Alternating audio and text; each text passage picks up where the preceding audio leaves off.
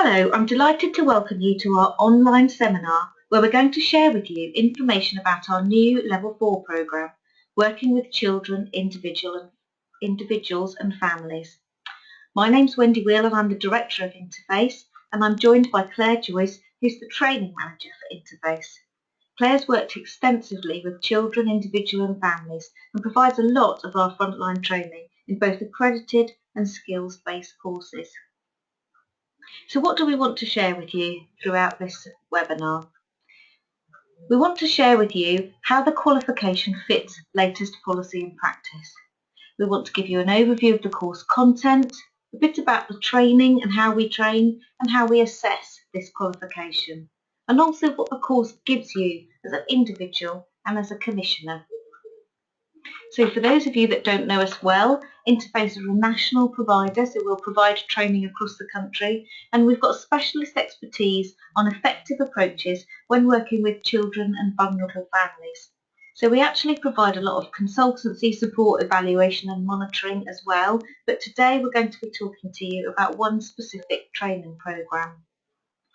But just so that you know who we actually are, we were part of the Families Delivery team. We received grant funding from the DFE and DCLG, but originally we were in the Families at Risk division. And we've got a lot of experience in implementing improvement programmes and providing training across local authorities, the voluntary sector, schools, early years, and the whole workforce development area around children's social care.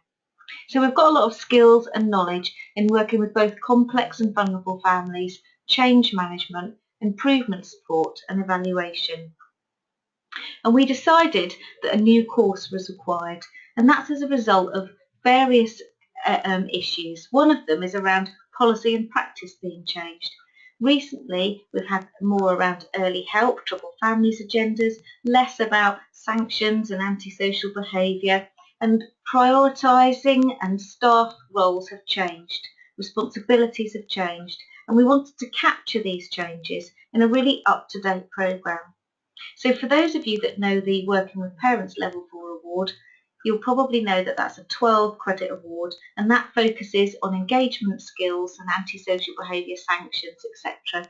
And we felt that although we were trying to update that regularly by putting in new agendas and new skills that we needed, we actually felt that we needed to go back to the drawing board and create a course that really meets the current needs around policy and practice. So we think this is the most up-to-date recognised qualification out there.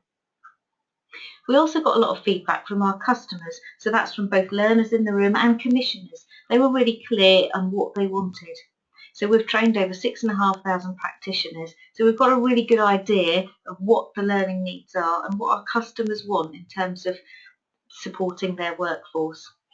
Probably worth saying at this point that we did work with some of our friendly, if you like, not that any of you are not friendly, but some of the people that we've worked with for a long time to develop the course and make sure that we were creating the content and the way that the people want assessing in absolutely the right way to meet your needs. This course is also really flexible. We wanted a more flexible course that offered the organisation a bit of flexibility and control in what to include in the course and in terms of how to assess it. So the content and the criteria can be built on to make sure that you've got a bespoke package, because we want to make sure that we meet the needs of all of your staff or you individually, directly working with and supporting individuals. It's also worth saying at this point that some of our customers wanted accredited learning and some of them didn't. This course can be delivered as a skills-based training option as well. So although the rest of this presentation focuses on how we've created an accredited course, it is an option to run this as a skills-based option as well.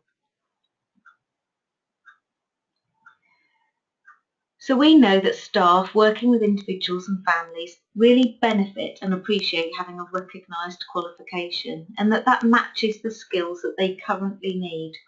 So this course really focuses on their real skills and real understanding so that we will make sure that we have an impact on practice and improving outcomes for vulnerable families, which is our mission as an organisation. The qualification is regulated through ATHE, the Award for Training in Higher Education, and it's already been approved by Ofqual. The qualification offers 15 credits at level 4 over 3 learning modules, which we're going to look at in detail. And on average, the course takes about 6 months to complete. It can be faster and it can be stretched out to be longer, but on average it's about 6 months. So there's 3 modules to this course. The first one is around engagement and communication, which of course is a core skill when working with children, individuals or families. So here we'll be looking at building safe relationships, how to effectively communicate, boundaries, working with all the family members, and how to challenge effectively, and also the role of attachment within families.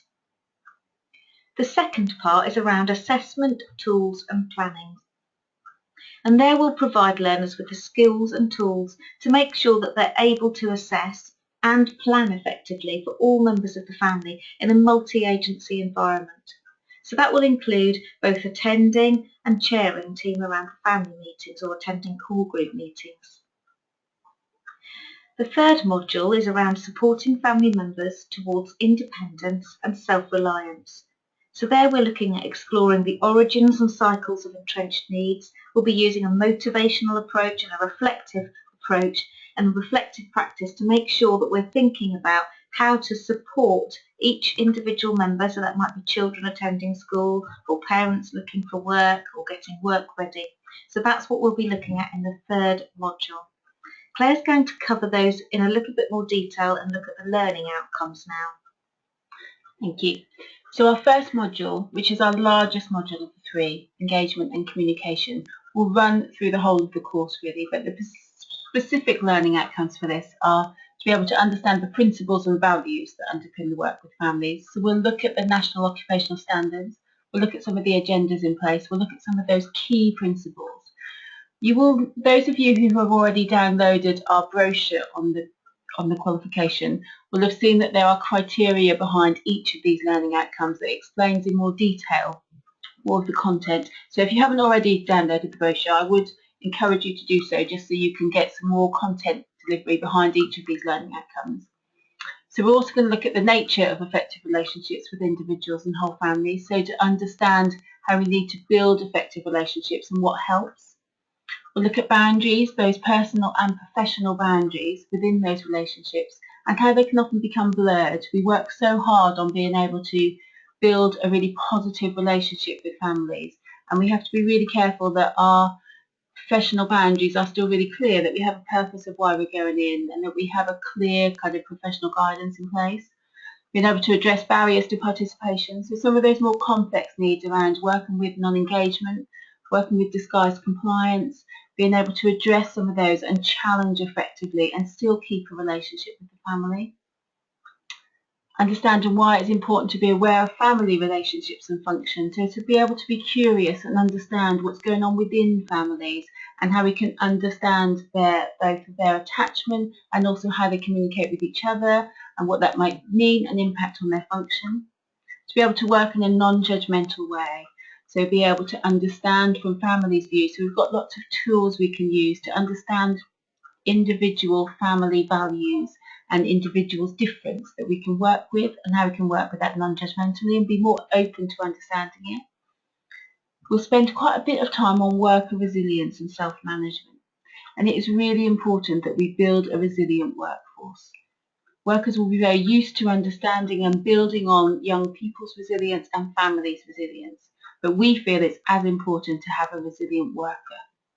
So we'll spend some time looking at the impact of this type of work has on workers and how you can make yourself more resilient. Be able to build and maintain effective relationships with families and individuals, and being able to reflect on your own practice. So reflective practice runs the whole way through our qualification. Workers will be supplied with a reflective logbook, which they will be encouraged to fill in daily when they're in the training room, but how the knowledge will be used within their role. They'll be encouraged to share that with line managers and supervisors within their supervision sessions, within peer support sessions, about just how we can start thinking about some of these things that we're learning, how it's going to affect our roles, and also how it's going to affect the families that we are supporting. So our next module that we're going to look at will be assessment, tools and planning. Now, this is a whole new module that we have introduced to the qualification that we don't feel wasn't as robust enough. So we understand that there's a real need to be able to assess families, so be able to understand what the process of effective whole family assessment means. Who do we include in that? Why do we include those people? How long will it take? What's the impact of it? So to really understand what an effective whole family assessment looks like, to be able to use a strengths-based approach and be child-centred when working with families. So to hear the child's voice, but not just hear it, to be able to record it, to be able to think about what your observations are telling you, and to make sure that our practice remains very child-centred. To understand why it's important to have some understanding around child development when completing family assessments. So we'll look at what the basics around child development, but also some of those more complex needs around early brain development, what neglect and poverty, the impact that can have on very young babies and also children, about their ability to manage themselves. We'll spend some time looking at teenage brain development and what the issues teenagers may kind of come with, and also how to work with teenagers to be able to ensure the information that we're giving and the plans that we put in place are appropriate. So we'll do some thinking around that. We'll use assessment tools, so we'll introduce lots of tools that can be used to identify risk and assess the needs of families. So we'll introduce things like genograms and eco-maps and timelines. Be able to complete whole family assessments, so if organisations and workers have their own tools that they use, we'll use those within the sessions, or we'll have some other ones that we have developed, some good practice guides. We'll have lots of tools that we can look at to meet the needs of kind of fulfilling an effective whole family assessment. And then the ability to create a good, smart family action plan.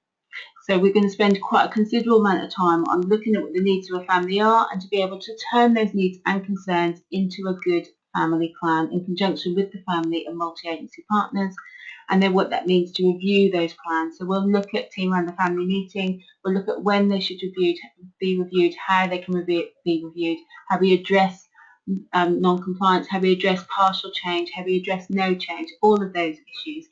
And again, we'll look at reflective practice around all of those things.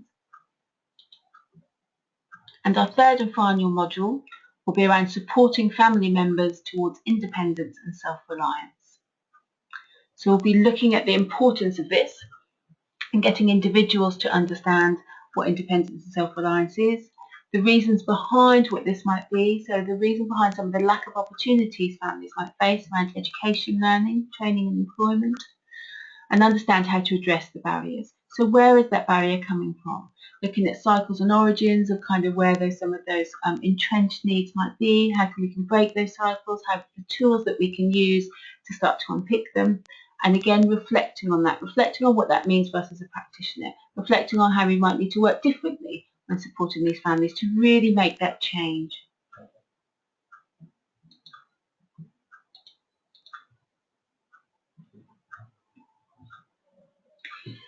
So we know that this course really supports learners with giving them the understanding, the skills, ability and the confidence to go out and work effectively with children, individuals and families, both with complex needs and emerging needs. So it might be that you're a parent support advisor or family support worker in a school or in an early help project, and it might well be that you've been working very intensively with families, complex families, for a long period of time, and we know that this course will support all of those learners. So we know it's really fit for purpose and that it meets the current workforce needs, and it also takes into account the differing role that practitioners hold. So now we're working in a much more multi-agency and integrated way. We've also identified skill shortages across the country. I mentioned earlier about team around the family meetings and really looking at impact and measuring outcomes. And this is something that even the most experienced practitioners come to us for support in terms of enhancing and unblocking cases. And things like holding difficult conversations and bringing about sustainable change. You know, what is it that makes it sustainable as opposed to a 3-month temporary solution? So we want to really make a difference for the workforce. Our mission as an organisation is to transform the lives of vulnerable families, and so we've created that course with this in mind. We want to really make a difference for individuals and families and make sure that we can improve outcomes. And part of that is to develop a really flexible programme so that we can make sure that we meet your specific needs. So we can tailor the content, we can use local forms, processes, we can concentrate on areas that are particular blocks locally for you, or particular areas of the workforce that you think need a bit of potentially external challenge. Whatever it is, we can make sure that within the assessment criteria we can support your workforce. So what else is really important in here? We will provide a staff and management briefing session. This is really important because we want learners to understand what it is that they're undertaking here. This is quite a big undertaking in terms of how much work they're going to be putting in, and it's not insignificant in terms of cost. So we want to make sure that the right learners are attending the course, and we want to make sure that they're supported in the workplace by their supervisors and managers. So we'll provide a briefing session to make sure that that happens. The course is run over 6 full days of training delivery, so we're likely to split that up into 2, 2, 2 and have 2 or 3 weeks in between to make sure that people have got time to keep up with their day job and to look at assessment criteria, perhaps write an assignment or two and do a bit of self-directed learning outside of the training session. But it is a 6 full day training course, so we'll split that over a period of a few months. We're also going to provide a lot of time in terms of supporting the learners to have an individual assessment module. So we're going to talk about how we're going to deal with assessment later. We'll also provide regular interactive webinars or Skype for learners to make sure that they feel supported throughout the whole course. We're also going to provide a professional guidance resource, which in a nutshell is a very nicely bound and professionally looking document or booklet really, which gives you the information about the course and also potentially other extra reading. It's an ongoing resource that people use, and people put little tabs on it and highlight, etc. throughout the training, and we know that they use it for many years to come as well. We're also going to provide a learner assessment guide, and that's going to include a reflective log that Claire mentioned. So we're going to make sure that that's provided so that people can take that back to the workplace and share with their managers and supervisors, and this really supports embedding the learning into practice, which is what it's all about. So in terms of hours, the course is 153 hours, and part of that is face-to-face with the tutor and assessor, and part of it is self-directed learning. So the first part is this face-to-face with the tutor or assessor, and that's around attending a 6-day training programme. As I mentioned, we tend to provide that in blocks because you get into the learning. Then we will give you an individual observation and discussion with an assessor. As I mentioned, we're going to provide webinars or Skype. We'll be making sure that we speak to your manager and getting a witness testimony about the work that you're doing, and we'll provide a portfolio building session as well to make sure that you're able to evidence what you're doing and how you're doing it. In addition to that, there's unsupervised or learner-led learning, and some of that will be self-directed reading. Some of it's the assignments that we mentioned. There's 6 assignments throughout the course, and there's also e-learning modules. Through Interface, we have a very robust learning and assessment approach. We are excellent training providers. We get excellent feedback, as Wendy mentioned at the beginning. So we have a really clear kind of range of open teaching methods that we use. So we use lots of group work. So all of the training, direct training, will be within groups. So they'll do lots of whole group work, small group work, which is really useful to kind of hear other people's opinions, especially if it's a mixed agency room and group. We'll do lots of direct presentations where it'll be knowledge-based trainer presentations in which we're given information. They'll do paired discussions. They'll have individual time to document their own reflections, so to just really get their thoughts down. We will include role play, and we feel it's really important. We know people, we see all our learners' faces when we talk about we're going to do role play. But having said that, on the evaluations, it's the biggest piece of learning that comes out. So to feel something and to watch something is really, really useful. We've developed our own video clips based on real scenarios which practitioners come across with families, and those have been really useful to get practitioners to think about scenarios that might happen, to think about what they might do differently, to think about what they might do the same, to think about how the client may feel. We'll make sure we bring real case studies into the room, so they might be case studies that we are providing that the whole room will work with the same case study, or case studies that practitioners have themselves that they might be stuck with or they might want to share. We'll do pictures for our more visual learners, so we'll work on things by depicting the issues around pictures, and then we'll take photos of those pictures and email them out to people. It'd just be able to capture lots of different learning styles. We'll do modelling all the way through, so we'll model some of the questioning techniques, we'll model some of the engagement techniques, and we'll verbally tell learners that that's kind of what we're doing and that's how it feels to receive that type of interaction. We felt it really important that we introduced lots of different range of kind of learning. So we've introduced our e-learning courses, which are built around staff working with complex needs with families and working whole family.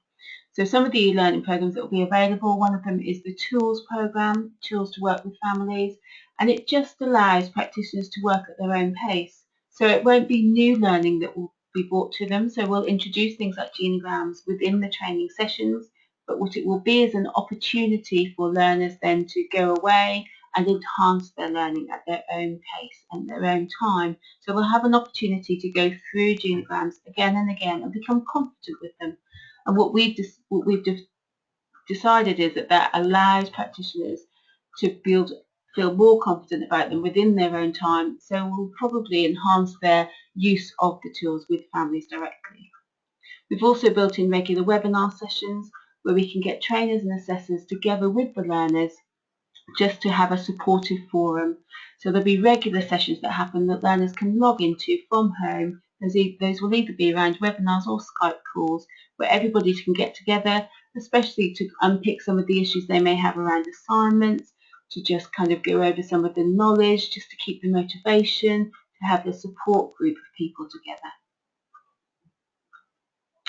So when it comes to the assessment, we felt very strongly that learners should have some choice, so that each learner will have an individual plan of assessment of exactly how are they going to meet the learning essential criteria and how are they going to build their portfolio up. This will be agreed at the beginning of the course. So we'll offer a range of ways in which we assess our learners, and those will be met through observation. So we'll meet directly with the learner, and for some learners it will be appropriate for us to go out with them and see them interact with families and individuals. For other learners that will be less appropriate. This will all be decided when we do the individual plans. We will ask them for a witness testimony from a manager or supervisor who is able to comment on their work, who is able to tell us about some of the things that they are doing. That allows our learner not to have to write another assignment on those things. There'll be some direct assessor discussions that we'll have and some recordings that we'll be able to do. And the rest of the work is met by assignments, work projects or case studies. So learners will be able to choose the best way to meet their learning criteria based on their role. We felt it really important that we allow workers, so those workers who are based in schools may decide to do a work project based on something new that they want to bring in, how they're going to capture whole families' thoughts, so they could design a leaflet, they could design a template. So we really wanted to make sure our assessment process really linked to their day job and allowed workers to really think about how are they going to put this new learning into practice. So our credibility is really solid. We've trained over 6,500 practitioners and managers in the last 5 years.